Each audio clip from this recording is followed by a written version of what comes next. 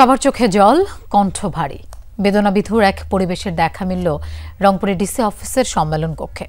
জুলাই বিপ্লবে আহত যোদ্ধাদের মায়েদের আলোচনা সভায় অংশ নিয়ে বিভীষিকাময় দিনরাতের কথা স্মরণ করেছেন মায়েরা। তুলে ধরেছেন সন্তানদের নিয়ে উদ্বেগ, উৎকণ্ঠা, শাসন, বারণ আর উৎসাহের কথা।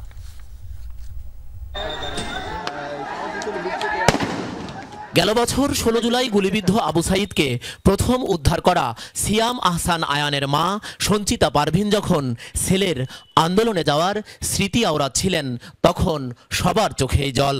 ছেলেকে আর বেঁচে ফিরে পাবেন না ধরেই নিয়েছিলেন তিনি।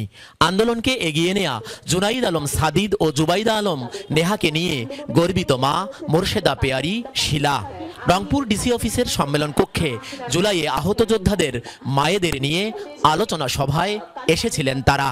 আমি তাকে ফোন দিছি এবং সে শুধু একটা কথাই বলছে, আম্মু আমার সামনে একটা ভাইয়া মারা গেছে, তুমি আমাকে থামাইও না। আমার মেয়ের মুখ দিয়ে কখনো কেউ উচ্চস্বরে কথা শুনেনি। সেই মেয়ের মুখে যখন আমি স্লোগান দেখছি, আমার গাটা শিউরে উঠছে যে আমার মেয়েটা পারে, এটা কি সম্ভব? ও কিভাবে পারলো? আমার মেয়ে চোখে ভেদ করে গুলিটা ঢুকে যাইতো, আল্লাহ তাআলা বাঁচাইছে, আর ঠিক এখানে গুলি লাগছে।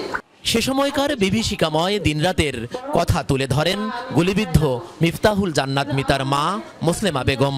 বারবার কণ্ঠরুদ্ধ হয়ে যাচ্ছিল হামিম মুনতাসির অহনের মা হাবিবা সুলতানার।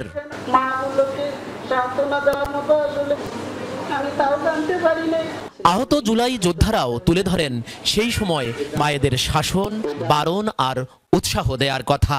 আমার মা বলছে, আমার ছেলে যাই হোক আন্দোলন করুক, আপনারা এখানে বাধা দিতে পারবেন না। আমি আমার মাকে সামনে নিয়ে এসে সেই সকল মায়েদের অনুপ্রেরণা জাগানোর চেষ্টা করেছি যে মারা এখন থেকে ন্যায়ের পক্ষে সবসময় থাকবে। অনেকেই ভাবে যে এই প্রজন্মটা একটা অকেজ প্রজন্ম, অকাট প্রজন্ম, কিন্তু এই প্রজন্ম দেখিয়ে দিয়েছে যে স্বৈরাচারকে কিভাবে হটাতে হয়।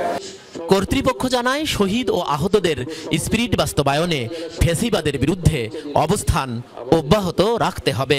সকলে যদি আমরা পেশাদারিত্বের সাথে চাকরি করতাম তাহলে হয়তো এই চিন্তা আমাদের দেখতে হতো না, আমাদের এই জুলাইলে আক্ষেপ করতে হতো না, আমাদের এতগুলো মায়ের বুক খালি হতো না, বাবার কোল খালি হতো না। জুলাই বিপ্লব নিয়ে ডকুমেন্টারিও উপস্থাপন হয় আলোচনা সভায়। জুলাই বিপ্লবে রংপুর জেলা থেকে ঢাকা সহ দেশের বিভিন্ন স্থানে 20 জন শহীদ ও 265 জন আহত হিসেবে সরকারি গেজেটভুক্ত হয়। সরকার, মাঝারুল মান্নান, যমুনা নিউজ, রংপুর।